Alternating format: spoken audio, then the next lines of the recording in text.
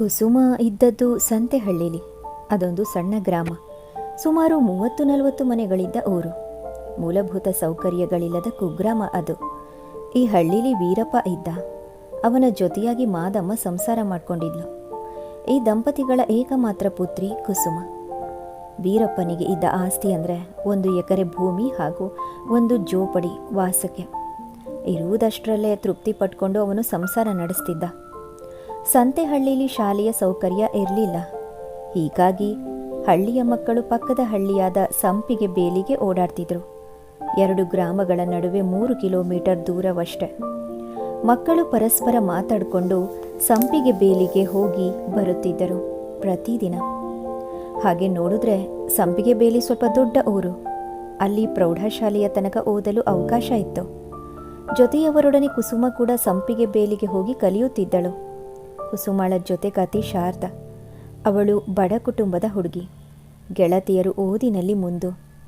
ಇಬ್ಬರ ಬರವಣಿಗೆ ಕೂಡ ಅಂದವಾಗಿತ್ತು. ಕುಸುಮಳ ತಾಯಿ ಮಾದಮ್ಮನಿಗೆ ಒಂದು ವಿಶೇಷ ಕಲೆ ಅಭ್ಯಾಸವಾಗಿತ್ತು. ನಾನಾ ಬಗೆಯಲ್ಲಿ ಜಡೆ ಹೆಣೆಯುವುದನ್ನು ರೂಢಿಸಿಕೊಂಡಿದ್ದಳು. ತಾಯಿಯ ಕುಶಲತೆ ಮಗಳಿಗೂ ಬಂದಿತ್ತು. ದಿನಕ್ಕೊಂದು ಬಗೆಯಲ್ಲಿ ಜಡೆಯನ್ನು ಹೆಣೆದುಕೊಂಡು ಬರುತ್ತಿರುವ ಕುಸುಮಳನ್ನು ಕಂಡು ಶಾರದೆಗೆ ಕುತೂಹಲ. ಹೀಗಾಗಿ ಅವಳು ಕೇಳಿದ್ದಳು, ಏನೇ ನಿನ್ನ ಜಡೆ ಎಷ್ಟು ಚೆನ್ನಾಗಿ ಕಾಣ್ತಿದೆ, ಹೇಗೆ ಹಾಕೋತೀಯ? ಸ್ನೇಹಿತೆಯ ಮಾತಿಗೆ ಕುಸುಮ, ಅದು ನಮ್ಮಮ್ಮ ಹಾಕಿದ್ದು ಕಣೆ ಅಂದಿದ್ಲು. ಹೌದಾ, ತುಂಬ ಮುದ್ದಾಗಿ ಕಾಣ್ತೀಯ ನೀನು. ನೀನೊಂದು ದಿವಸ ನಮ್ಮನೆಗೆ ಬಾರೆ, ಅಮ್ಮನ ಕೈಲಿ ಜಡೆ ಹೆಣಿಸ್ಕೊಳ್ಳುವಿಯಂತೆ. ಖಂಡಿತ ಬರ್ತೀನಿ. ಯಾವತ್ತು ಬರ್ತೀಯಾ? ಈ ಭಾನುವಾರ. ಜಡೆನೂ ಹಾಕಿಸ್ಕೊಂಡು ನಿನ್ನ ಜೊತೆಲಿ ಆಟನೂ ಆಡ್ತೀನಿ. ಆಗ್ಲಿ ಬಾರೆ, ನಾನು ಕಾಯ್ತಾ ಇರ್ತೀನಿ ಶಾರಿ. ಗೆಳತಿಯರ ಮಾತುಕತೆ ಮುಗಿದು ಶಾರದ ತನ್ನ ಮನೆ ಕಡೆ ಹೊರಟಿದ್ಲು. ಕುಸುಮಳ ಮನಸ್ಸಿನಲ್ಲಿ ಸಂತಸ ತುಂಬಿತ್ತು. ಅವಳು ಮನೆಗೆ ಹೋದ ಮೇಲೆ ಅಮ್ಮನ ಕೈಲಿ ಹೇಳಿದ್ಲು, ಅಮ್ಮ, ಸ್ಕೂಲ್ನಲ್ಲಿ ಎಲ್ಲರೂ ನನ್ನ ಜಡೆನೇ ಹೊಗಳ್ತಿರ್ತಾರೆ. ಹೇಗಮ್ಮ ಅಷ್ಟು ಚೆನ್ನಾಗಿ ಜಡೆ ಹೆಣಿತೀಯಾ? ಮಗಳ ಮಾತಿಗೆ ನಕ್ಕ ಮಾದಮ್ಮ ಅಂತಿದ್ರು. ಅಭ್ಯಾಸ ಕಣೆ. ಯಾವುದನ್ನು ಚೆನ್ನಾಗಿ ಅಭ್ಯಾಸ ಮಾಡಿಕೊಂಡ್ರೆ ಸುಲಭವಾಗಿ ಕಾಣತ್ತೆ. ನಿನಗೆ ಜಡೆ ಹೆಣಿಯೋದು ಯಾರು ಹೇಳ್ಕೊಟ್ರು? ನಮ್ಮಮ್ಮ. ಹೌದಾ, ನನಗೂ ಹೇಳ್ಕೊಡ್ತೀಯಾ? ಜಡೆ ಹೆಣಿಯೋಕೆ ಆಸೆ ಆಗ್ತಿದೆ. ಆಗಲಿ, ನಿನಗೆ ಪುರ್ಸೊತ್ತಾದಾಗ ನನ್ನ ಹತ್ರ ಬಾ. ಆವಾಗ ನೀನೇ ಕಲ್ತ್ಕೋಬಹುದು. ಏನೂ ಕಷ್ಟ ಇಲ್ಲ ಕುಸುಮ. ನಾಳೆ ಭಾನುವಾರ ಶಾರಿ ಬರ್ತಾಳೆ ನಮ್ಮ ಮನೆಗೆ. ನೀನು ಅವಳಿಗೆ ಜಡೆ ಹಾಕಬೇಕಂತೆ. ನಾನು ನೋಡ್ಕೋತೀನಿ. ಹಾಂ. ಅಮ್ಮನ ಮಾತಿನಿಂದ ಕುಸುಮಾಳಿಗೆ ಖುಷಿಯಾಯಿತು. ಅದರಿಂದ ಕುಣಿದಾಡಿದ್ಲು. ಅದನ್ನು ಕಂಡ ತಾಯಿ ಕೇಳಿದ್ಲು, ಯಾಕೆ ಹೀಗಾಡ್ತಿದ್ದೀಯಾ?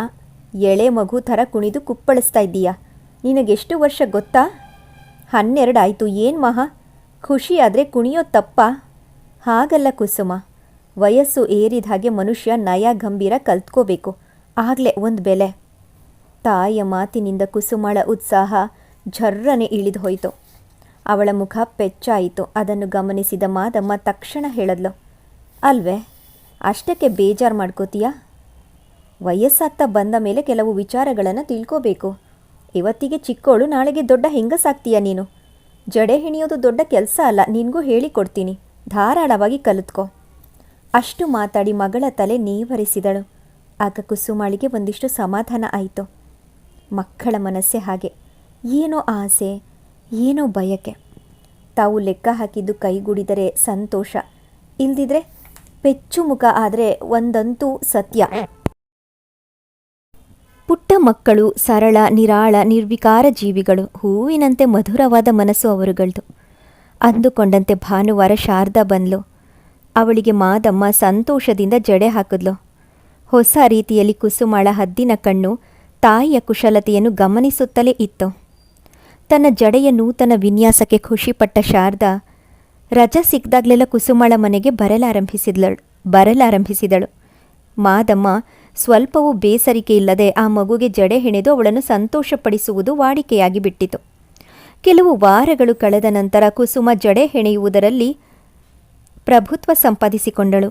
ನೂತನ ಶೈಲಿ, ತ್ವರಿತವಾಗಿ ಜಡೆ ಹಾಕುವುದು, ಇವುಗಳಲ್ಲಿ ನೈಪುಣ್ಯತೆಯನ್ನು ಸಾಧಿಸಲು ಕುಸುಮ ತೆಗೆದುಕೊಂಡ ಸಮಯ 6 ತಿಂಗಳು ಮಾತ್ರ. ದಿವಸಗಳು ಕಳೆದು ವರ್ಷಗಳಾಗುವ ಹೊತ್ತಿಗೆ ಕುಸುಮ ತನ್ನ ಶಾಲೆಯ ಉಪಾಧ್ಯಾಯಿನಿಯರಿಗೆ ಹೊಸ ಕೇಶಾಲಂಕಾರ ಮಾಡುವುದರಲ್ಲಿ ಪರಿಣತಿಯಾಗಿ ಬಿಟ್ಟಳು. ಅದೇ ಹೊತ್ತಿಗೆ ಅವಳು ದೊಡ್ಡವಳು ಆಗ್ಬಿಟ್ಲು. ಇದೇ ಸಮಯದಲ್ಲಿ ಶಾರದೆಯ ಬಹುದೂರದ ಸಂಬಂಧಿ ವನಜಮ್ಮ ಎಂಬಾಕೆ ರಜಾ ಕಳೆಯಲು ಸಂತೆಹಳ್ಳಿಗೆ ಬಂದಳು. ಆಕೆಗೆ ಆ ಹಳ್ಳಿಯ ಪ್ರಕೃತಿ ತುಂಬ ಹಿಡಿಸ್ತು. ವನಜಮ್ಮ ಉತ್ತರ ಕರ್ನಾಟಕದಲ್ಲಿದ್ದಳು. ಆಕೆಗೆ ಗಂಡನಿರಲಿಲ್ಲ. 10 ವರ್ಷದ ದಾಂಪತ್ಯದ ನಂತರ ಅವಳ ಪತಿ ಪರಂಧಾಮವನ್ನು ಸೇರಿದ್ದ. ಮಕ್ಕಳಿಲ್ಲದ ಕಾರಣ ವನಜಮ್ಮನಿಗೆ ಒಂಟಿತನ ಕಾಡಲಾರಂಭಿಸಿತ್ತು. ಏಕಾಂಗಿತನ ಕಳೆಯುವುದು ಹಾಗೂ ಜೀವನೋಪಾಯ ನೀಗುವುದು ಇವೆರಡರ ಉದ್ದೇಶದಿಂದ ಆಕೆ ಕೇಶವಿನ್ಯಾಸ ಗೃಹವನ್ನು ಪ್ರಾರಂಭಿಸಿ ಅದರಲ್ಲೇ ಪಳಗಿ ಹೋಗಿದ್ದಳು. ದಿವಸಗಳು ಕಳೆದಂತೆ ವನಜಮ್ಮ ಒಬ್ಬ ಉತ್ತಮ ಕೇಶವಿನ್ಯಾಸಕಿಯಾಗಿ ಪರಿವರ್ತನೆ ಹೊಂದಿದ್ದಳು. ಆ ಉದ್ಯಮದಿಂದ ಆಕೆಗೆ ಸಾಕಷ್ಟು ವರಮಾನವೂ ಇತ್ತು. ವನಜಮ್ಮ ಸಂತೆಹಳ್ಳಿಗೆ ಬಂದಾಗ ಬೇಸಿಗೆ ರಜೆಯ ಕಾಲ. ಹೀಗಾಗಿ ಶಾಲಾ ಮಕ್ಕಳು ಬಿಡುವಿನಲ್ಲಿದ್ದರು. ಅಕಸ್ಮಾತ್ತಾಗಿ ಒಂದು ದಿನ ಕುಸುಮ ಶಾರದೆಯ ಮನೆಗೆ ಬಂದಿದ್ಲು. ಆ ಸಮಯದಲ್ಲಿ ಶಾರದೆಗೆ ಕೇಶಾಲಂಕಾರ ಮಾಡುತ್ತಿರುವ ಕುಸುಮಾಳನ್ನು ವನಜಮ್ಮ ಕಂಡು ಬೆರಗಾಗಿ ಆ ಹುಡುಗಿಯ ಬಗ್ಗೆ ವಿಚಾರಿಸಿದ್ಲು. ಆಗ ಶಾರದೆ ಅಂದ್ಲು, ನೋಡಿ, ಇವಳು ಜಡೆ ಹೆಣೆಯುವುದರಲ್ಲಿ ಎತ್ತಿದ ಕೈ. ಅದೇನು ಮೋಡಿ ಮಾಡ್ತಾಳೋ, ನಮ್ಮ ತಲೆಗೂದಲು ಇವಳು ಹೇಳಿದಂತೆ ಕೇಳತ್ತೆ. ಅದೇನೇನೋ ರೀತಿಲಿ ಜಡೇನ ಹೆಣೆದ್ಬಿಡ್ತಾಳೆ. ಅದು ಕೂಡ ಬಹಳ ಬೇಗ. ಅಷ್ಟೇ ಅಲ್ಲ, ನಮ್ಮ ಶಾಲೆಯ ಉಪಾಧ್ಯಾಯಿನಿಯರಿಗೆಲ್ಲ ಇವಳೆ ಹೊಸ ರೀತಿಲಿ ಜಡೇನ ಹೆಣೀತಾಳೆ. ಶಾರದೆಯ ಮಾತು ಕೇಳಿ ವನಜಮ್ಮನಿಗೆ ಆಶ್ಚರ್ಯ ಹಾಗೂ ಸಂತೋಷವೂ ಆಯಿತು.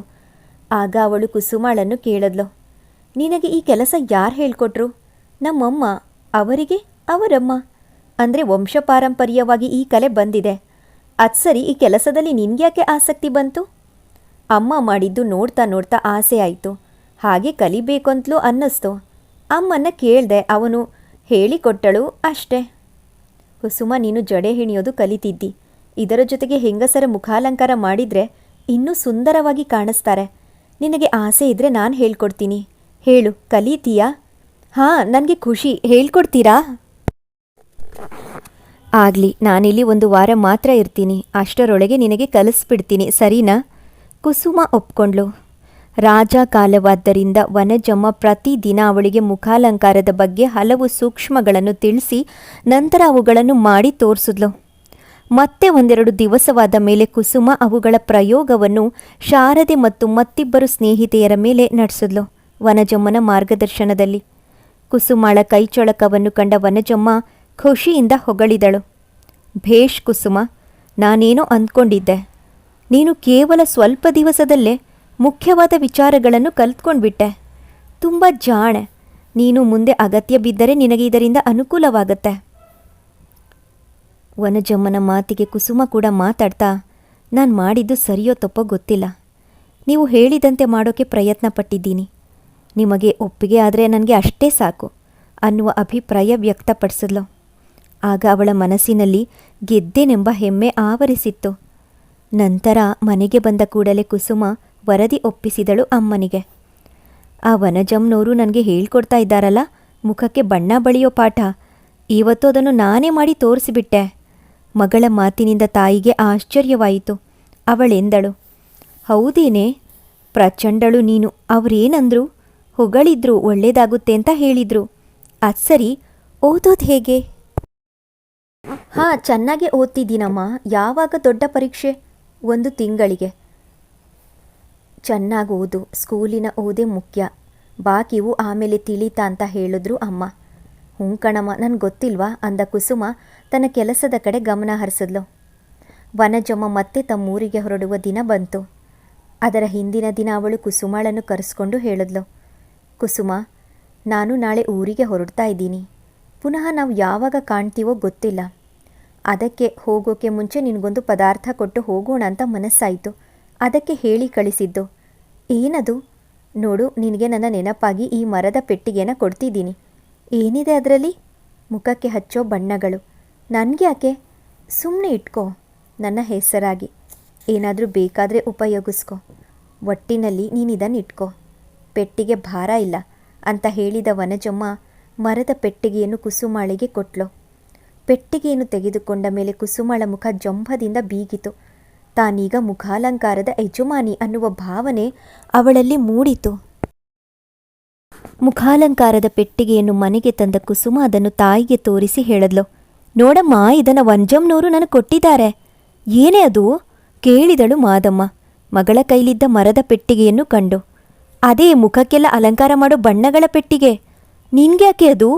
ನಾನೇ ಇಟ್ಕೊಂಡಿರಬೇಕಂತೆ ಅವರ ಜ್ಞಾಪಕಕ್ಕೆ. ಏನು ಮಾಡ್ತೀಯ ಅದರಿಂದ? ಯಾರಾದರೂ ಕೇಳಿದ್ರೆ ಮುಖಕ್ಕೆ ಬಣ್ಣ ಹಚ್ತೀನಿ. ಥೂ, ನಿನ್ನ ಬಣ್ಣ ಹಚ್ತೀಯಾ ಅಂದರೆ ಅಲಂಕಾರ ಮಾಡ್ತೀನಿ ಅಂತ. ಯಾಕೆ ಬೇರೆಯವರಿಗೆ ಅದನ್ನು ಮಾಡ್ಕೊಳ್ಳೋಕ್ಕೆ ಬರಲ್ವಾ? ಇದನ್ನು ಮಾಡೋಕ್ಕೆ ಕೆಲವು ವಿಧಾನಗಳಿವೆ. ಅದೇ ರೀತಿ ಮಾಡಬೇಕು. ಆಗ ಕುರೂಪಿ ಕೂಡ ಸುಂದರಿಯಾಗಿ ಕಾಣ್ತಾಳೆ. ಹಾಗೆ ಮಾಡಬಹುದು.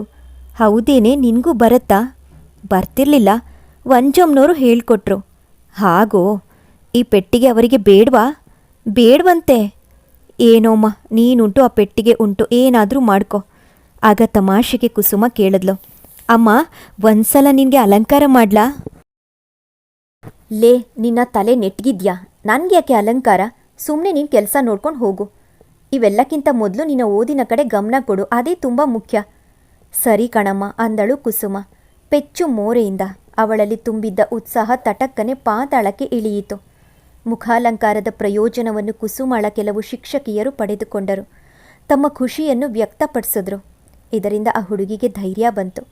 ದಿನಗಳು ಬೇಗ ಕಳೆಯುತ್ತಿದ್ದವು. ಈ ಮಧ್ಯ ಕುಸುಮಳ ಸಂಪಿಗೆ ಬೇಲಿ ವಿದ್ಯಾಭ್ಯಾಸ ಮುಗಿದಿತ್ತು. ಅವಳಿಗೆ ಪಟ್ಟಣಕ್ಕೆ ಹೋಗಿ ಕಾಲೇಜಿನಲ್ಲಿ ಓದುವ ಆಸೆ. ಆದರೆ ತಂದೆ ತಾಯಿ ಇಬ್ಬರೂ ಮಗಳನ್ನು ಪಟ್ಟಣಕ್ಕೆ ಕಳುಹಿಸಲು ಸಮ್ಮತಿಸಲಿಲ್ಲ. ಆಗ ಅವರುಗಳ ಮಧ್ಯ ಮಾತುಕತೆ ನಡೀತು. ಅಮ್ಮ ಯಾಕೆ ಬೇಡ, ನಾನು ಕಾಲೇಜ್ಗೆ ಹೋಗ್ತೀನಿ ಅಂದ್ಲು ಕುಸುಮ. ಮಗಳ ಮಾತಿಗೆ ವೀರಪ್ಪ ಹೇಳ್ದ, ಮಗು, ಅಲ್ಲಿ ನೀನು ಒಬ್ಬಳೇ ಇರೋಕೆ ಆಗಲ್ಲ, ತುಂಬ ತೊಂದರೆ ಆಗತ್ತೆ. ಓದಿಗೆ, ವಾಸಕ್ಕೆ, ಊಟ ತಿಂಡಿಗೆ, ಒಟ್ಟಿನಲ್ಲಿ ಎಲ್ಲ ವಿಷಯದಲ್ಲೂ ತೊಂದರೆ ಶತಸಿದ್ಧ. ಹೇಗಪ್ಪ? ನೋಡು, ಪಟ್ಟಣದಲ್ಲಿ ನಮ್ಮವರು ಅಂತ ಯಾರೂ ಇಲ್ಲ. ಹೀಗಾಗಿ ನೀನು ಹಾಸ್ಟೆಲ್ನಲ್ಲಿ ಇರಬೇಕಾಗತ್ತೆ. ಒಂಟಿ ಹೆಣ್ಣು, ಅಪರಿಚಿತ ಊರಲ್ಲಿ ಹೇಗಿರ್ತೀಯ? ಈಗ ಬಾಕಿ ಹುಡುಗಿಯರು ಇರೋಲ್ವಾ? ಅದೇ ರೀತಿ ನಾನು ಇರ್ತೀನಿ ಕಣಪ್ಪ. ಅವರುಗಳಿಗೆ ಮನೆ ಕಡೆ ಆಸ್ತಿ ಇರುತ್ತೆ, ದುಡ್ಡು ಕಾಸಿಗೆ ತೊಂದರೆ ಇರಲ್ಲ. ಆದರೆ ನಮಗೇನಪ್ಪ, ಜಮೀನಿನಿಂದ ಜೀವನ ನಡೀತಿದೆ. ಸ್ಕೂಲಿಗೆ ಹೋಗುವಾಗ ನೀನು ಫೀಸ್ ಕೊಡ್ತಿದ್ದೆ, ಅದೇ ರೀತಿಲಿ ಕಾಲೇಜ್ಗೂ ಫೀಸ್ ಕೊಡು. ಸ್ಕೂಲಿಗೆ ಫೀಸ್ ಕಡಿಮೆ, ಪುಸ್ತಕಗಳ ಖರ್ಚು ಕಡಿಮೆ. ಕಾಲೇಜ್ಗಾದರೆ ಎಲ್ಲ ದುಬಾರಿ ಮಗು. ಏನು ದುಬಾರಿ? ಕಾಲೇಜಿಗೆ ಸೇರ್ಕೊಳ್ಳೋಕೆ ದುಡ್ಡು ಜಾಸ್ತಿ, ಆಮೇಲೆ ತಿಂಗಳ ಫೀಸು, ದುಬಾರಿ ಪುಸ್ತಕಗಳು, ಹೀಗೆ ಬಾಲ ಬೆಳೀತಾ ಹೋಗುತ್ತೆ. ಹಾಗಾದರೆ ನಾನೇನು ಮಾಡಲಿ? ಅಷ್ಟು ಹೊತ್ತಿನ ತನಕ ಸುಮ್ಮನಿದ್ದ ಮಾದಮ್ಮ ಮಧ್ಯ ಪ್ರವೇಶಿಸಿ ಹೇಳಿದ್ಲು, ಅಲ್ವೇ, ನಮ್ಮ ಕಷ್ಟ ಗೊತ್ತಿದ್ದು ನೀನು ಕಾಲೇಜು ಅಂತ ಹಠ ಹಿಡಿದ್ರೆ ಹೇಗೆ? ಸ್ವಲ್ಪ ಅರ್ಥ ಮಾಡ್ಕೊ. ನಿನ್ನ ಆಸೆ ನಮಗೆ ಗೊತ್ತಾಗತ್ತೆ, ಆದರೆ ಮನೆ ಕಡೆ ಪರಿಸ್ಥಿತಿ. ತಂದೆ ತಾಯಿಗಳ ಮಾತಿನಿಂದ ಕುಸುಮ ಸುಮ್ಮನಾದಳು. ಅವಳಿಗೆ ಅರ್ಥವಾಯಿತು, ಕಾಲೇಜು ತನಗೆ ಕನಸೆಂದು. ಮಗಳು ಮಂಕದ್ದನ್ನು ಕಂಡ ವೀರಪ್ಪ ಕೊನೆಗೆ ಹೇಳ್ದ, ನೋಡಮ್ಮ, ಪರಿಸ್ಥಿತಿನ ನಿನಗೆ ಹೇಳಿದ್ದೀನಿ. ನಾವು ಹೇಗೆ ಮಾಡಬೇಕು ಅಂತ ನೀನೇ ತೀರ್ಮಾನ ಮಾಡು. ಕುಸುಮಾಳಿಗೆ ಸಂದಿಗ್ಧ ಪರಿಸ್ಥಿತಿ ಆಯಿತು. ಅವಳ ಮನಸ್ಸಿನಲ್ಲಿ ಕಾಲೇಜು ವಿದ್ಯಾಭ್ಯಾಸದ ಬಗ್ಗೆ ಕನಸಿತ್ತು. ಹೆಚ್ಚು ಓದು, ಹೆಚ್ಚು ತಿಳುವಳಿಕೆ, ಇವುಗಳ ಬಗ್ಗೆ ಯೋಚಿಸಿದ್ದಳು. ಆದರೆ ಅಪ್ಪ ಅಮ್ಮನ ಮಾತಿನಿಂದ ಅವಳಿಗೆ ಮನೆಯ ವಾಸ್ತವಿಕತೆ ಅರಿವಾಯಿತು. ಹೀಗಾಗಿ ಕನಸು ಮತ್ತು ವಾಸ್ತವಿಕತೆಯ ನಡುವೆ ಕುಸುಮ ಸಿಕ್ಕಿ ಹಾಕಿಕೊಂಡಿದ್ದಳು. ಮಗಳ ಮೌನಕ್ಕೆ ಪ್ರತಿಯಾಗಿ ಅಪ್ಪ ಹೇಳಿದ. ಬಯಸಿದ ಭಾಗ್ಯ ಕಥಾ ಸರಣಿ ಮುಂದುವರಿಯುತ್ತದೆ. ಚಾನಲನ್ನು ಇನ್ನೂ ಯಾರು ಸಬ್ಸ್ಕ್ರೈಬ್ ಮಾಡ್ಕೊಂಡಿಲ್ವೋ ದಯವಿಟ್ಟು ಸಬ್ಸ್ಕ್ರೈಬ್ ಮಾಡಿ, ಸಪೋರ್ಟ್ ಮಾಡಿ. ಧನ್ಯವಾದಗಳು.